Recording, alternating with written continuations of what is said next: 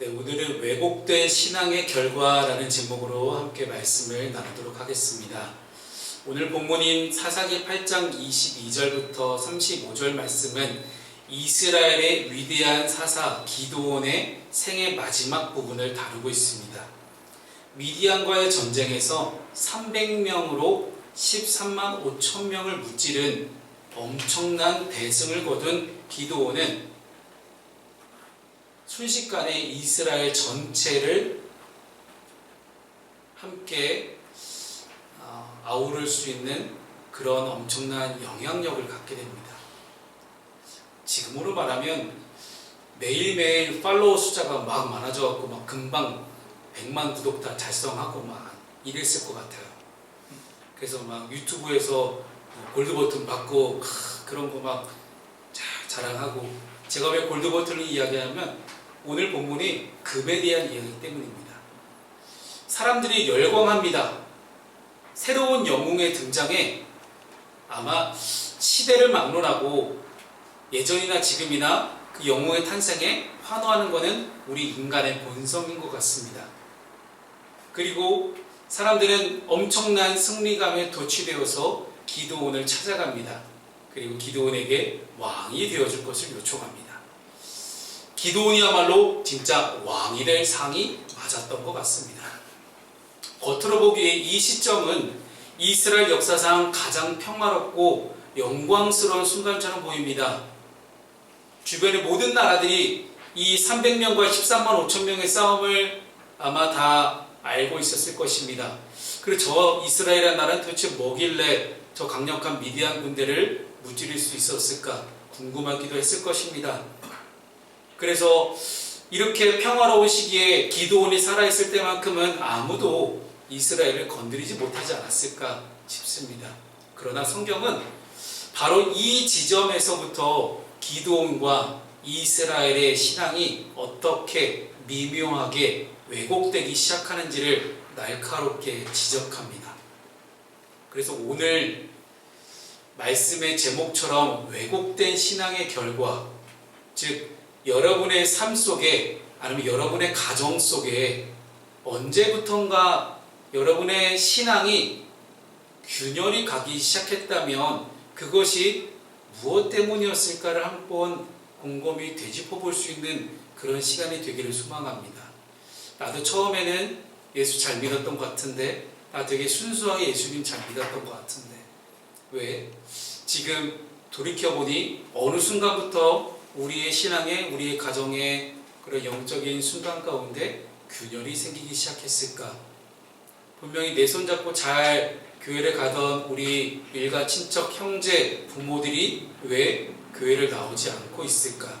그것이 과연 언제부터였을까? 우리는 흔히 고난의 시기에 내 신앙을 잃어버릴까 노심초사하며 걱정하지만, 사실 우리 믿는 그리스도인들에게 있어서 가장 위험한 때는 언제일까요? 바로 모든 문제가 해결되고 승리를 맛본 직후입니다. 누구나 문제가 생기면 하나님을 찾습니다. 사실 예수 믿지 않는 사람이라 할지라도, 교회 다니지 않는 사람이라 할지라도 문제가 닥치면 하나님이든 부처님이든 예수님이든 석가모니 누구든 찾습니다. 누군가로 찾고 붙잡고 어떻게든 매달리지 않으면 못 살겠거든요.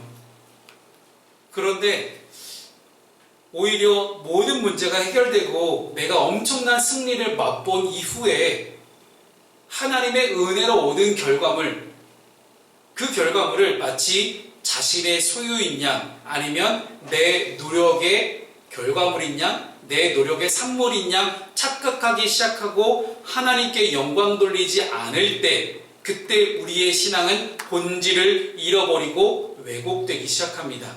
그래서 내 삶에 별 문제가 없어 보여요? 아니면 내 삶에 너무 평탄한 일만 가득해요? 그럴 때 사실 여러분 가장 위험합니다.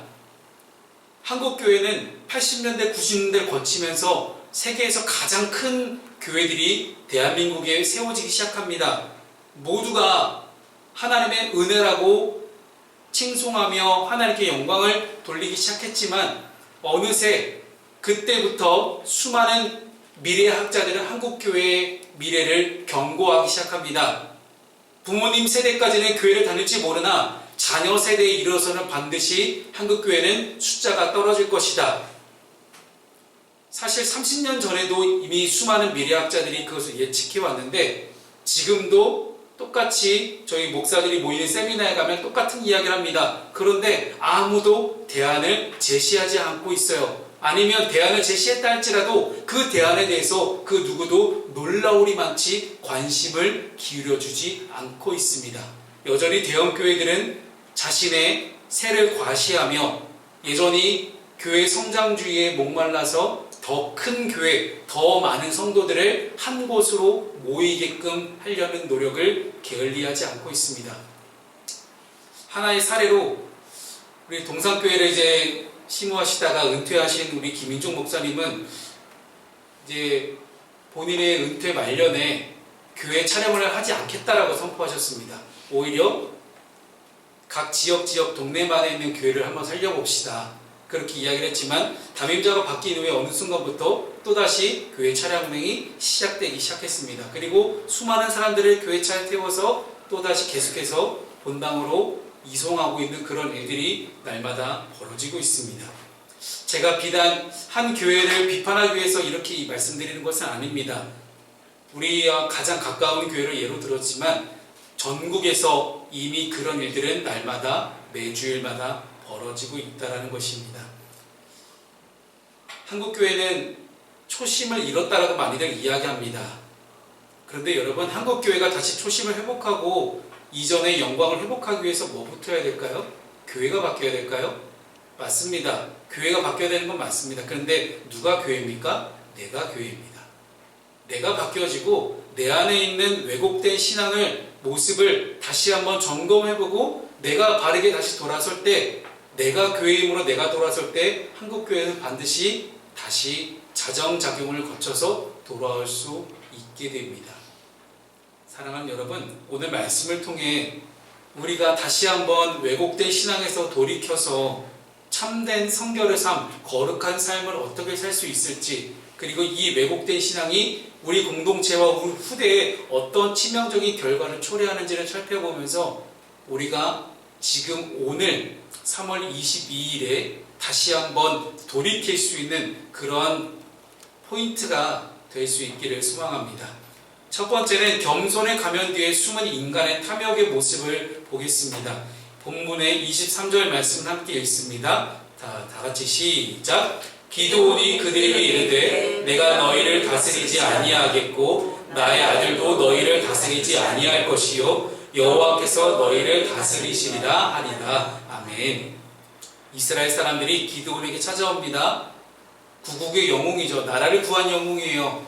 이 영웅에게 당신과 당신의 아들과 당신의 손자 대대의 손손 우리를 다스리시는 왕이 되주십시오 라고 요청합니다. 이는 명백히 하나님의 통치를 거부하고 인간의 왕을 세우려는 불신앙적인 요구를 하고 있는 것입니다. 이때 이스라엘의 왕은 누구입니까?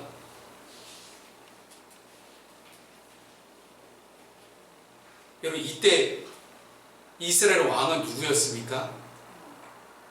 네, 하나님이셨습니다.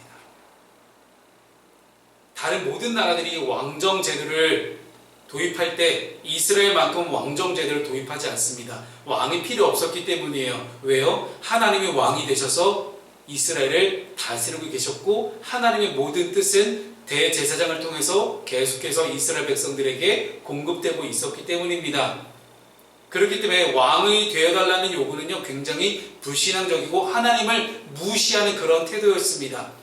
기드온은 신학적으로 매우 올바른 답변을 내놓습니다. 23절을 읽어보니 기드온은 내가 너희를 다스리지 아니하겠고 나의 아들도 너희를 다스리지 아니할 것이요 여호와께서 너희를 다스리시리라 라고 선언합니다. 이 말만 들어보면 기드온은 매우 철저하게 하나님의 주권을 인정하는 겸손한 지도자처럼 보입니다. 그런데 이어지는 기드온의 행동은 기드온의 고백과 선포와는 전혀 딴판이었습니다. 그는 백성들에게서 탈취한 귀고리를 가져오라고 요청합니다. 그리고 사람들이 기드온에게 가져온 금의 무게가 무려 1700세겔에 달합니다. 여러분 전혀 감이 안 오시죠?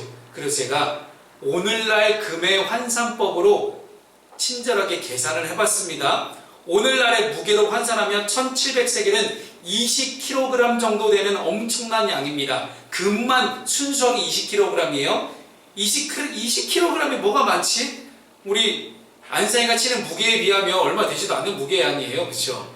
그렇기 때문에 20kg이 얼마나 되는지 감이 안 오시는 분들을 위해서 제가 한국금거래소에서 3월 19일 기준으로 제가 말씀을 준비한 19일이거든요. 19일 기준으로 금액을 환산해 봤습니다. 아니, 뭐 이렇게 열심히 적으세요. 이거 이렇게 중요한 거 아니에요. 아니, 20kg을 돈 단위로 환산해 보면 금을 한 돈 가격으로 따지잖아요. 한 돈 가격을 따져보면 한 돈이 대략 3.75g이에요. 그래서 5,333돈입니다. 20kg이 5,333돈이니까 금 한 돈의 값이 대략 살 때 53만에서 50, 그러니까 팔 때 53만에서 55만원 정도예요. 물론 요즘 금값이 또 미친듯이 막 올라가서 막 이렇게 되는데 이게 우리가 사는 값하고 파는 값하고 되게 다르더라고요. 이 금 애들이 똥값으로 쳐주는 그런 게 있더라고요. 그래서 제가 우리 요즘 금값이 뭐 80만원, 90만원 뭐 이렇게 한다고 얘기하잖아요. 사실 그건 약간 허황된 숫자기도 해요. 우리가 그 돈 받고 제대로 팔기 힘들잖아요. 그래서 제가 54만원으로 계산을 해봤습니다. 왜냐면 이것도 너무 엄청난 금액이어서 80만원, 90만원 계산하니까 너무 큰 금액인 거예요. 그래서 해봤더니 5,333돈 곱하기 54만원은 28억 7,982만원입니다. 엄청나죠? 저는 묻고 싶었어요. 요한에게 28억 있어. 뭐 할 거니? 한 세미나에서 목사님들에게 그런 질문을 해봤다는 거예요. 목사님들에게, 자, 목사님들 로또 1등 당첨되면 뭐 하시겠습니까? 그랬더니 목사님들이 하나같이 나오는 대답이 일단은 교회, 월세교회에서 벗어나기 위해서 교회 건물을 짓고요. 그리고 뭐 이렇게 그 다음이 없어요. 이게 목사님들의 수준이 다 거기서 거기에요. 왜냐하면 돈을 써본 사람들이 써보지 돈을 써본 사람들이 아니니까 돈 쓸 줄 모르는 거예요. 그래서 28억, 요즘 로또 1등이 28억이 안 된다면서요? 네, 굉장히 적답니다. 어쨌든 28억 7,982만원이나 되는 값어치의 금을 기드온에게 갖다 놓았습니다. 기드온은 왕의 자리는 거절했습니다. 그런데 왕이 누릴 수 있는 모든 경제적 특권과 신리는 다 챙겼어요. 입술로는 하나님이 다스리신다라고 말하면서 손으로는 세상의 재물을 움켜쥐는 매우 이중적인 모습입니다. 이것이 바로 왜곡된 신앙의 시작인 신앙의 형식화와 세속화의 모습입니다. 예수님도 복음서에서 하나님과 재물을 겸하여 섬길 수 없다라고 말씀하십니다. 그렇다는 것은 우리가 내 손에 있는 재물을 내려놓을 때 우리의 신앙은 비로소 시작된다는 것입니다. 여러분, 로버트 클라이브라는 이 영국의 위대한 영웅을 들어보셨을까요? 한 번도 못 들어보셨을까요? 심지어 이렇게 동상도 있습니다. 맨 오른쪽에 보이는 실제 사진이 영국에 있는 동상의 모습을 제가 인터넷에서 가져왔는데요. 18세기에 영국이 인도에서 프랑스와 인도를 놓고 패권 전쟁을 합니다. 인도라는 거대한 땅덩이를 차지하기 위해서 전쟁을 펼치는데 1757년 2월 23일에 로버트 클라이브가 지휘하는 3,000명의 영국 군대가 무려 5만 명이나 되는 프랑스와 벵골 연합군의 인도 연합군과의 플라시 전투에서 승리를 거둡니다. 그리고 이 전투를 계기로 영국이 인도 지배권을 사실상 다 확보해 버립니다. 그래서 그는 영국에서 임명된 총독으로서 인도를 다스리기 시작합니다. 엄청나게 막대한 부를 쌓았고 그가 영국으로 귀국한 후에는 영웅으로 대접을 받습니다. 지금의 기드온과 참 매우 비슷하죠. 그런데 그는 이런 공적인 승리 뒤에 사적인 탐욕을 채우기 위해 수단과 방법을 가리지 않았고 결국 그가 쌓은 부와 명예는 그를 진정한 평안으로 인도하지 못했습니다. 한 청문회에서 로버트 클라이브는 그렇게 고백합니다. 나의 절제심에 나 스스로가 놀랐다라고 항변했지만 실제로 그는 마지막 최후를 우울증과 약물 중독 속에서 비극적인 최후를 맞이합니다. 사실상 명분은 대영 제국을 위한 것이다 라고 명분은 국가를 위한 것이었지만 실상은 개인의 탐욕이 자리 잡았을 때 발생하는 비극입니다. 기드온 역시 하나님의 영광이라는 명분 뒤에 자신의 안일함과 탐욕을 숨겼습니다. 우리도 입술로는 주님의 주권을 고백하면서 주님, 제 인생을 주님의 영광을 위해 써주십시오. 제 인생 가운데도 하나님의 놀라운 축복과 평안이 함께 넘치도록 주님 도와주십시오. 하나님 이렇게 해주세요, 저렇게 해주세요. 말은 이야기하지만 실제 내 삶의 우선순위는 물질과 안정에 두고 있진 않습니까? 그래서 오늘 제가 여러분께 드리는 첫 번째 삶의 적용 질문은 입술의 고백과 삶의 실제 우선순위가 일치하는지를 여러분 스스로에게 한번 질문해 보시기를 바라겠습니다. 나는 입술로는 예수를 믿는다라고 이야기를 하지만 내 삶의 우선순위가 과연 무엇인지 오늘 함께 돌아볼 수 있기를 소망합니다. 두 번째 본론 말씀은 함께 나누겠습니다. 신앙의 도구가 우상이 되는 영적 타락의 모습이 벌어지고 있습니다. 27절의 말씀은 함께 읽습니다. 자, 시작. 기드온이 그 금으로 에봇 하나를 만들어 자기의 성읍 오브라에 두었더니 온 이스라엘이 그것을 음란하게 위함으로 그것이 기드온과 그의 집에 올무가 되니라. 아멘.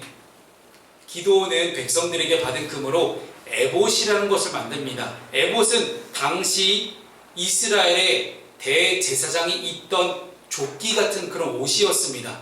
그리고 그것을 오브라에 둡니다. 자, 이 에봇은 대제사장이 하나님의 뜻을 물을 때 입는 거룩한 옷이에요. 그런데 기드온이 레위지파 제사장이 아닌데도 왜 에봇을 만들었을까요? 물론 첫 번째 목적은 하나님이 미디안과의 전쟁에서 승리하게 하셨으니 그 하나님의 일하심을 기억하고 기념하기 위해서 미디안에게서 빼앗은 금들을 다 모아다가 에봇을 상징적으로 만든 것이기도 합니다. 하나님께서 승리하게 하셨다는 것을 잊지 않기 위함이죠. 그리고 무엇보다 에봇은 하나님의 뜻을 물을 때 사용된다는 것을 기드온도 아마 알지 않았을까 싶습니다. 사무엘상 23장 말씀에서도 다윗은 결정을 내리기 전에 제사장에게 에봇을 가져오게 해서 하나님의 뜻을 물어봅니다. 기드온은 사사가 되기 전부터 계속 하나님의 뜻을 물었던 사람이에요. 하나님, 제가 정말 사사가 맞습니까? 제가 정말 그렇게 위대한 일을 할 수 있습니까? 양털에 이슬이 있게 하시고 저 땅에는 땅에는 이슬이 없게 해주십시오. 그 다음 날에는 반대로 해주십시오. 하나님의 뜻을 그렇게 계속해서 묻습니다. 그리고 하나님은 그에 다 응답하십니다. 즉 하나님의 뜻을 물을 줄 알았던 사람이긴 합니다.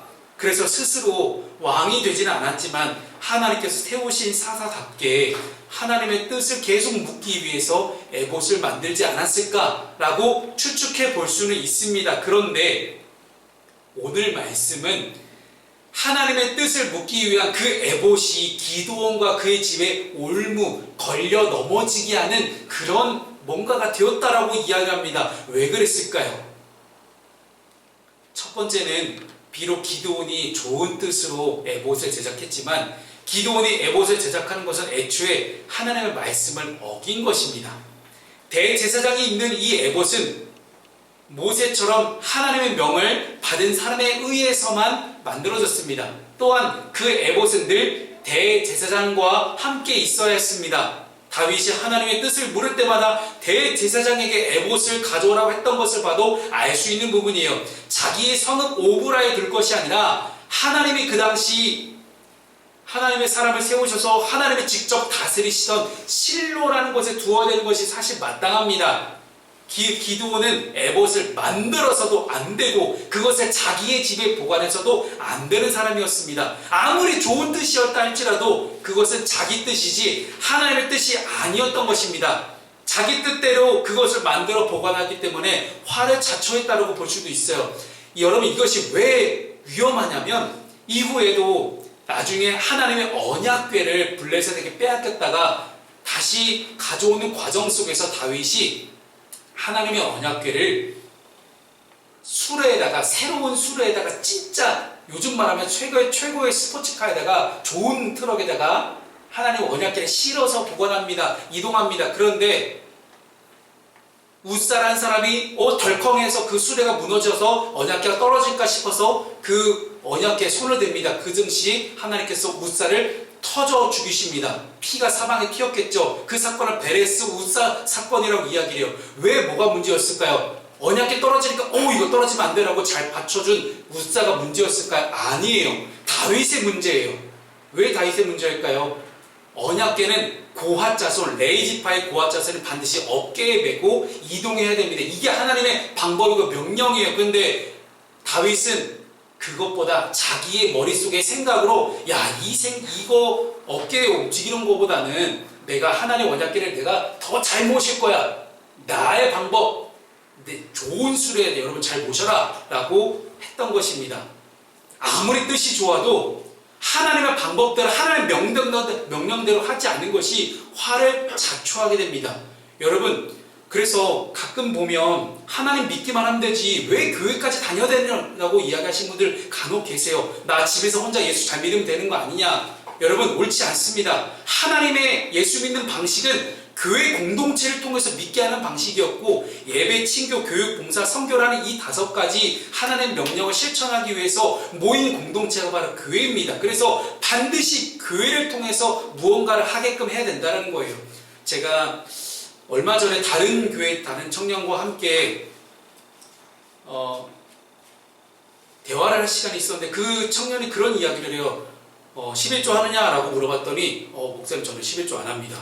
저는 저희 교회가 크기 때문에 저희 교회 11조 내기보다는 제가 알아서 이웃을, 어려운 사람들을 돕고 있습니다. 그래서 제가 꾸짖었습니다. 절대 하나님 방법이 아니다. 어려운 사람, 약한 사람 돕는 것이 왜 하나님 방법이 아닙니까?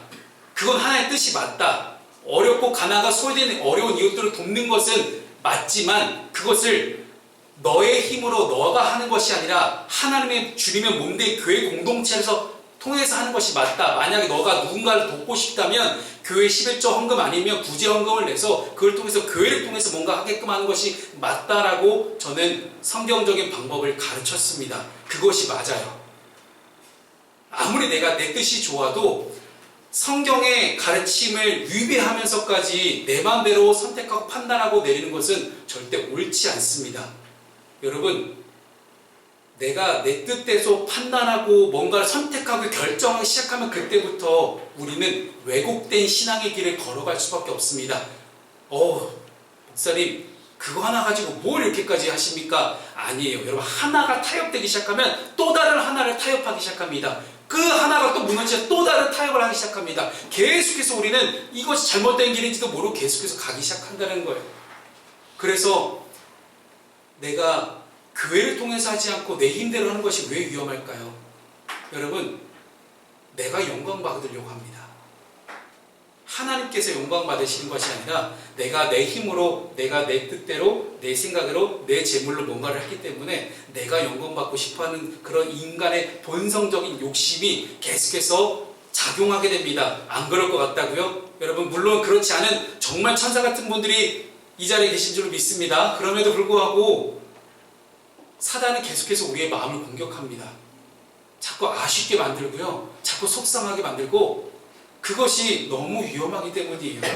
그래서 그러한 미혹과 유혹에 빠지지 않기 위해서 우리는 교회 공동체를 통해서 하게끔 신약성경 우리에게 가르치고 있습니다.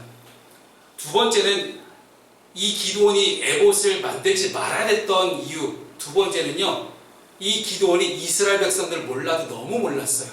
이 백성이 얼마나 하나님을 잘 배신하는 사람들인지 몰랐던 거예요. 하나님 앞에서 악을 행하는 것에 대해서 아무렇지도 않게 하는 사람들이라는 것을 너무 간과했던 겁니다. 여러분, 광야를 보십시오. 광야 40년 떠도는 동안 얼마나 이 사람들이 하나님을 배신합니까? 홍해를 건너고 엄청난 기적들을, 수많은 기적들을 경험했던 사람들이지만 그래도 계속해서 하나님을 떠나고 모른 척하고 하나님을 무시하고 하나님을 욕하고 다시 애굽으로 돌아가자고 이렇게 이야기했던 민족이 이스라엘 민족이에요.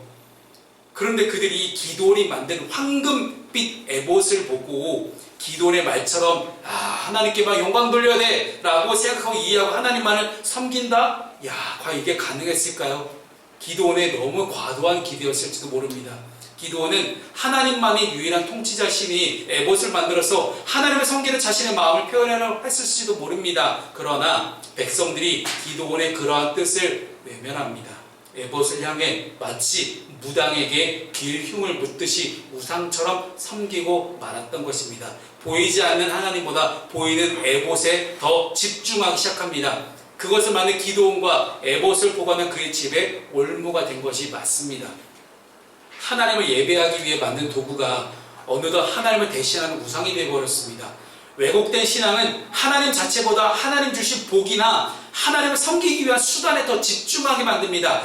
행위에 더 우리의 시선이 목도하게 만듭니다. 기드온이 만든 그 에봇은 이스라엘 백성들의 눈을 현혹시키기 시작했고 그들은 보이지 않는 하나님 대신 눈에 보이는 화려한 금 에봇을 의지하기 시작합니다. 이것은 성령님의 내주하심과 내면에 거룩해지기 위한 그 과정에 더 집중하기보다는 외적인 종교 형식에 치중할 때 나타나는 전형적인 타락의 징조입니다.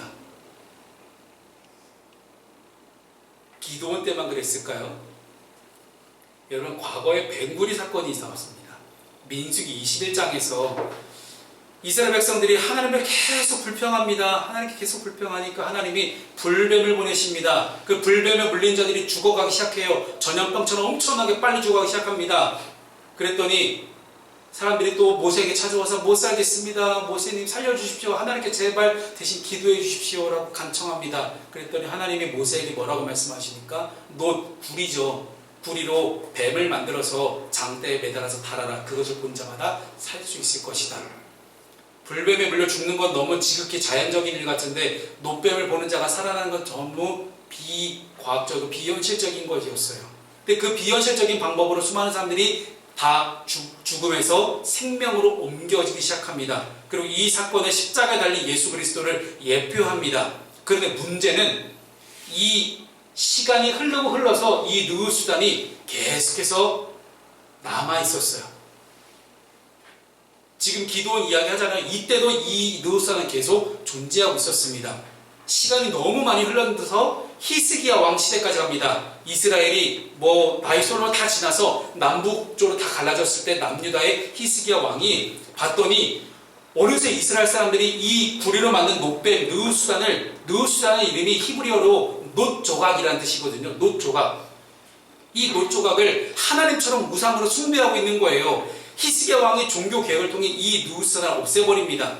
하나님께서 구원의 도구로 주신 것이 신앙의 본질을 잃어버리자 영혼을 죽이는 우상이 되어버리고 맙니다. 오늘날 우리에게도 이런 에봇이 있을 수 있습니다. 내가 봉사하는 직분, 내가 소유한 종교적인 경력, 아니면 내가 소유한 재물, 혹은 우리 교회의 전통이 하나님보다 앞서고 있다면 그것은 이미 에봇이 되어서 우리의 영혼을 낚아버리는 그런 올무가 되어버리고 있는 것입니다. 그래서 삶의 적용 질문, 두 번째 질문을 드립니다. 하나님보다 더 의지하는 종교적 자부심이 있습니까? 그것이 무엇이 되었든 여러분 다 내려놓으십시오. 신앙생활 70년, 40년 해도 소용없습니다. 하나님보다 그것이 더 먼저 우선시되기 시작하면 아무 쓸데없습니다. 마지막 세 번째 본론의 말씀을 함께 나누겠습니다. 이거는 이제 다음 세대에 대한 이야기입니다. 기드온이 죽고 난 다음이죠. 30절과 31절 말씀을 함께 읽습니다. 시작. 기드온이 아내가 많음으로 그의 몸에서 낳은 아들이 70명이었고 세겜에 있는 그의 첩도 아들을 낳았으므로 그 이름을 아비멜렉이라 하였더라. 아멘. 이 기드온의 왜곡된 신앙이 그의 개인적인 삶과 가정생활 속에서 여실히 드러납니다. 30절 말씀을 보면 기드온의 아내가 많았다고 하죠. 그리고 그의 몸에서 낳은 아들이 70명이나 됩니다. 또 세겜에 있는 첩을 통해서도 아비멜렉이나 아들을 낳았다고 합니다. 이스라엘의 지도자로서 또한 하나님의 사람으로서 기드온은 가정을 거룩하게 지키지 못했습니다. 그의 다처제의 방법과 방탕한 생활은 당시 이방의 왕들의 문화를 그대로 답습한 것입니다. 겉으로는 왕이 되지 않겠다라고 거룩한 척했지만 실제로는 왕처럼 군림하면서 육체적인 정욕을 채우는 그런 삶을 살았던 것입니다. 그 결과는 기드온이 죽은 후에 그대로 나타납니다. 기드온이 죽자마자 어떤 일이 일어납니까? 오늘 말씀을 봤더니 이스라엘 자손은 다시 바알을 섬기기 시작합니다. 그리고 음행하기 시작하죠. 기드온의 집안을 후대하지도 않습니다. 기드온에게 그렇게 금귀고를 다 갖다 바치는 그런 열심과 정성과 헌신을 보였지만 기드온이 죽자마자 그의 집안을 깎아내리기 시작합니다. 더욱 비극적인 것은 그가 죽은 이후에 기드온의 아들 아비멜렉, 아까 세겜에 있는 첨을 통해서 나왔던 그 아비멜렉 있죠. 본처를 통해서 나왔던 아들들을 싹 죽입니다. 형제 70명을 한 바위 위에서 다 죽이는 그런 권력 상쟁의 일들이 벌어집니다. 부모의 왜곡된 신앙과 세속적인 가치관이 자녀 세대에 이르러서는 괴물로 나타나기 시작했던 것입니다. 거룩함을 잃어버린 지도자의 끝은 자신뿐만 아니라 공동체 전체를 영적 침체와 비극으로 몰아놨습니다. 그래서 여러분의 자녀가 굉장히 중요합니다. 자녀들을 위한 신앙교육, 가정예배가 그래서 중요합니다. 미국의 사회학자 리처드 덕데일이라는 분이 20세기에 들어서자마자 새로운 연구를 하나 시작합니다. 주크라는 가문과 에드워즈 가문의 비교를 합니다. 신앙을 버리고 방탕하게 살았던 주크 가문의 후손들은 수많은 범죄자와 빈민을 배출하며 사회에 해악을 끼쳤으나 철저하게 신앙 교육과 성결한 삶을 강조했던 조나단 에드워즈의 가문의 후손들은 대학의 총장과 미국의 부통령 혹은 법관 등 사회 각계각층에서 선한 영향력을 끼치는 그런 리더들을 많이 양산해내기 시작하고 조나단 에드워즈의 책은 지금까지도 기독교 신앙 서적 가운데도 베스트셀러로 100년이 넘는 세월 동안 계속 읽혀지고 있습니다. 기드온은 전쟁에서 이겼을지는 모르다 일상의 성결과 가정 안에서의 신앙 전수에서는 실패했습니다. 때로는 부모 세대가 자녀 세대에게 신앙을 강요하는 것이 과연 옳은가 하는 그런 이야기를 하신 분들도 간혹 계십니다. 여러분, 신앙에서는 타협이 없어야 합니다. 왜? 내가 만난 하나님이 있잖아요. 강요가 아니라는 것이죠. 내가 받은 축복을, 내가 만난 하나님을 어떻게든 자녀들에게도 그대로 전달하고 싶은 부모의 사랑입니다. 그것이 어떻게 신앙의 강요가 될 수 있습니까? 자녀들의 선택이라고요? 자녀들이 못 모를 때 자녀들에게 분명하게 내가 만난 하나님에 대해서, 하나님이 나의 가문과 나의 집 가운데 어떻게 은혜와 축복을 내리시는지 분명하게 말하지 못한다면 여러분의 신앙은, 여러분의 성결은 여러분에 대해서 멈추고 그만될 수도 있습니다. 그렇기 때문에 오늘 이 하루가 굉장히 중요합니다. 내가 내 자녀들에게, 내 후손들에게 과연 무엇을 물려줄 것인가? 아무리 좋은 집, 좋은 차, 좋은 유산을 물려주는지 그것이 자녀 세대에 가서 다 잃어버리면 무슨 소용이 있겠습니까? 나에게 축복을 주신 분이 하나님이시요, 나의 가정을 인도하시는 분도 하나님이시고 그 하나님께서 나와 나의 자녀 대대손손 가문의 축복을 하실 것들을 온전히 믿으며 우리 자녀들에게 어떻게든 내 신앙을 물려주려는 노력이 우리 푸른숲교회 성도들 가운데 계속해서 이어질 수 있기를 소망합니다. 그래서 마지막 세 번째 삶의 적용 질문은 나의 신앙 습관 중에서 자녀에게 물려줄 영적 유산은 무엇입니까? 라는 질문입니다. 오늘 말씀을 함께 정리해 보도록 하겠습니다. 기드온의 이야기는 화려한 승리로 시작해서 씁쓸한 실패로 끝을 맺습니다. 기드온은 우리에게 인간 영웅의 한계를 여실히 보여줍니다. 미디안으로부터 이스라엘 구원했지만 정작 자기 내면의 탐욕과 우상 숭배로부터는 자신과 백성을 구원하지 못했습니다. 왜곡된 신앙은 오히려 하나님을 이용하려 들었고 자신의 영광을 구하며 결국은 죽음과 분열의 열매를 맺게 됩니다. 따라서 우리는 이 기드온의 실패를 넘어서서 진정한 구원자이신 예수 그리스도를 함께 바라볼 수 있기를 소망합니다. 예수님은 진정한 만왕의 왕으로 이 땅 가운데 오셨습니다. 하나님의 아들로 이 땅 가운데 오셨지만 스스로 낮아져서 종의 형체를 입고 이 땅에 오셨습니다. 그리고 기드온은 금을 탐했지만 예수님은 우리를 위해 자신의 생명을 내어주시는 선택을 하십니다. 기드온은 에봇을 만들어 사람을 미혹하게 했지만 예수님은 친히 화목 제물이 되셔서 우리가 하나님께 나아가는 유일한 길이 되어 주셨습니다. 자, 이제 우리는 왜곡된 우리의 신앙의 길에서 돌아서야 됩니다. 형식적인 종교 생활, 세상적인 성공에 취한 이 신앙을 버리고 내 마음의 중심을 다 지켜보고 계시는 하나님 앞에 마주할 수 있어야 됩니다. 여러분, 우리가 한 가지만 기억해 봅시다. 오늘 목사님 말씀하신 내용이 다 남 이야기야. 나 말고 저기 있는 큰 대형교회 이야기 아니면 내 옆에 있는 다른 교회 다니는 사람 이야기야라고 생각이 되십니까?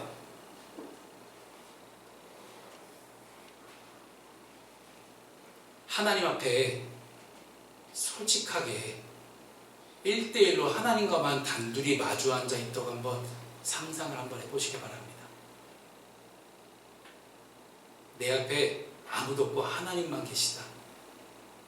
그 하나님 앞에서 여러분의 신앙을 무엇으로 증명하시겠습니까?